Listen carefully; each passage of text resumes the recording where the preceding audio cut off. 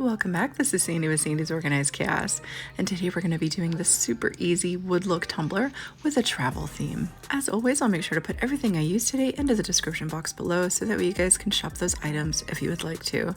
If you're new to my channel, don't forget to hit that subscribe button, and let's wake up, park these tumblers, and slay all day. Let's do this.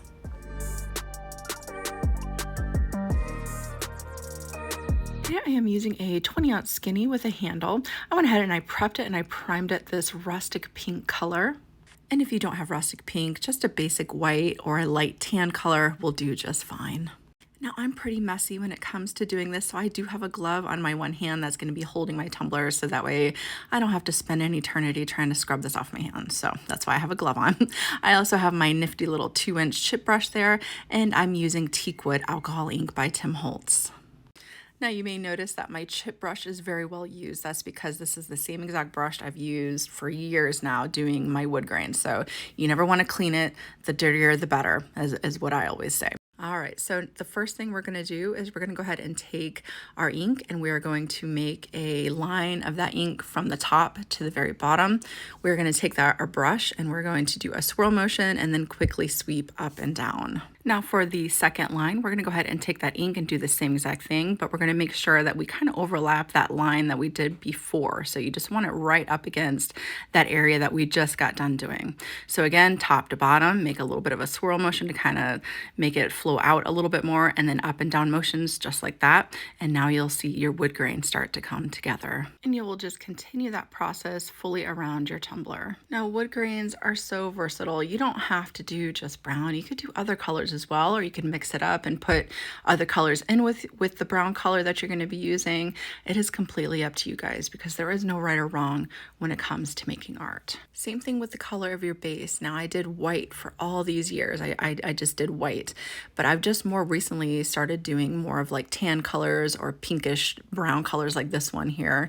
So again, that's completely up to you as well. If you want to use a different color for your base, you could, I've even seen people use metallic colors, metallic golds for underneath to kind of give your wood grain a more shimmery look. Again, completely up to you. Now for this particular look, because I'm going to be doing silhouettes of trees around the bottom, I'm not too worried about the bottom of my tumbler as far as it goes with the wood grain here. So I'm not worried about the wood grain on the bottom. You just want to kind of keep that right on the main base of your tumbler.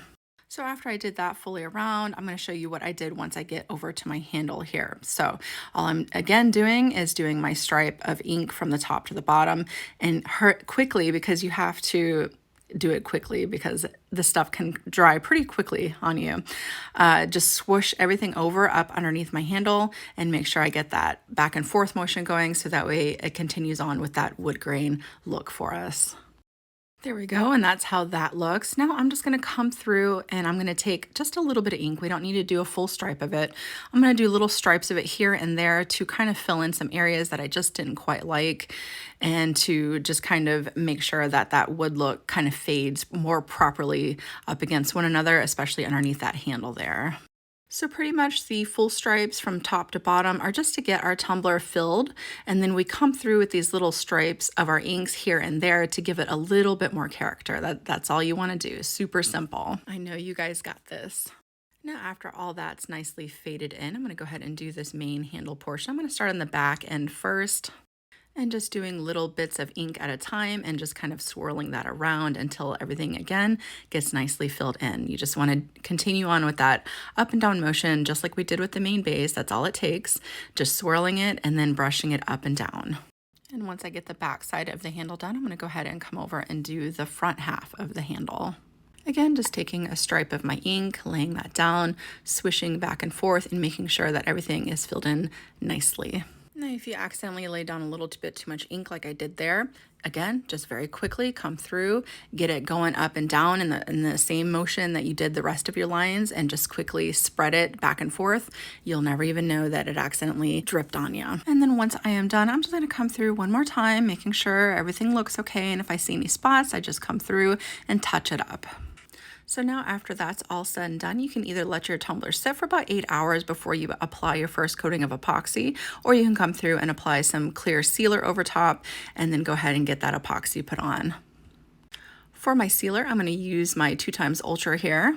And this is the distance I hold my clear spray away from my tumbler. So my arm is fully extended with my tumbler at the one end. My other hand is almost back to my shoulders with it. So I'm a pretty good distance away. If you're too close, it could puddle up and discolor your tumbler, and we don't want that. So make sure that you are just getting the plume of that clear spray as you go to seal down your inks. I also want you to note that the inks will kind of lighten up just a little bit. That's just how it is. Even if you do it where you let the inks dry for 8 hours and then apply your epoxy, the inks are going to kind of lighten up a bit, no matter what you do. So this is what it looks like after I put the clear spray on. I'm gonna go ahead and let that dry, and then we'll apply our first coat of epoxy after this. Now it is nice and dry, I'm gonna go ahead and apply 10 milliliters of epoxy over top of our wood grain. The reason why I'm putting epoxy over top of my wood grain before I apply my decals is because I found that over the years that if you apply your decals straight over top, even if you do a spray sealer over top, the epoxy will still make that ink behind your decals dissipate. And so you might get this lighter ring around your decals, and we definitely don't want that. So I always just like to go ahead and put a coating of epoxy over top before I lay down any type of glitter or do any type of decals. Now, after I get my epoxy fully applied there, I'm gonna go ahead and place that onto my turner. I'm gonna hit it up really good with my torch. I'm gonna go ahead and let that cure, and then we're ready to move on to the next step. So this tumbler is all about the decals, and all these decals I got right off of Creative Fabrica. I'll make sure to put all the links to these right down in the description box for you guys. Now the compass was kind of my main focus, and then I kind of added the lettering after the fact. So let me go ahead and change the color of that so you guys can see it a little bit better. But it says, "Let your heart be your compass." So the compass itself weeds extremely well, so that's why I picked that out. And I sized that to about 3 inches. Like I said, I wanted it kind of big and over exaggerated. And all I did was put together my lettering here, and I just placed it so that way it kind of offset off of the compass itself. So that way, again, nice and big and over exaggerated. But I'll make sure to put the sizes down in the description box for you guys for that. Now for the trees, I just did up a whole bunch of different style trees. I'm going to do these ones that are at the top in the gray.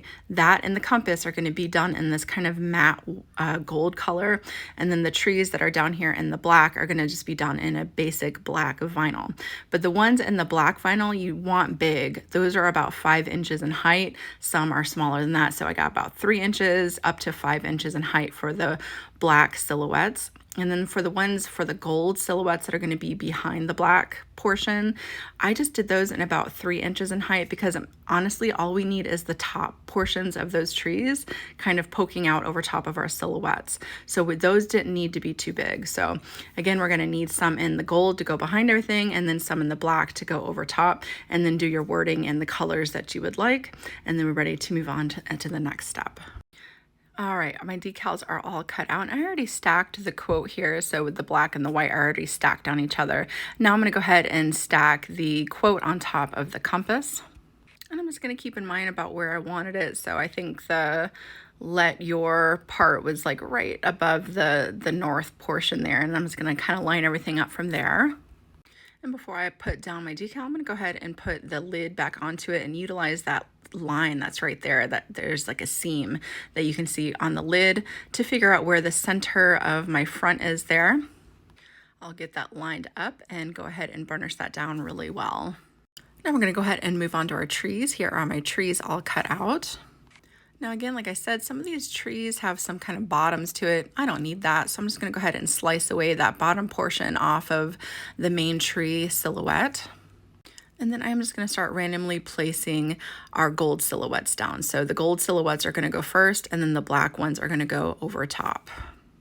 And again, this is gonna be extremely random, and all we need is that top portion because those black silhouettes are gonna go over it and you won't be able to see the bottom half. So I'm gonna put some by the handle. I'm gonna stack some on the opposite side of our decal. Again, see how it's not fully to the bottom, it's like kind of up to the top. Again, you won't be able to even notice that. And here is another one I'm about to lay down. This one, I think it came almost up to the rim. So I came up pretty far with a couple of these around the back end because I knew for sure I wanted to make sure that this was over exaggerated in the back. And after you have it filled in the way that you would like, this is how mine is looking. So there's some around the handle, coming down underneath our decal and up and around the back. So it's almost kind of like in a swirl pattern, up and around and back around the front again. So that's all you want to do with your gold silhouettes. So now we are going to go ahead and add the black silhouettes over top. Again, I'm just going to cut away this extra stuff along the bottom, the trunk, with a little bit of grass coming off the bottom there. We don't need that. And then we're just going to take our silhouettes and we're going to start stacking those over top of our gold silhouettes. Now you just want to keep in mind that you don't want to cover up the gold too much. You want to make sure that you are leaving that poking through. That's the whole reason why we put it back there. So I'm just going to make sure that I offset these or stagger these to the point where you can see both clearly. And as I'm doing the front pieces, I'm going to be doing the smaller trees first. So I think I accidentally said earlier that I only did 3 inches in size.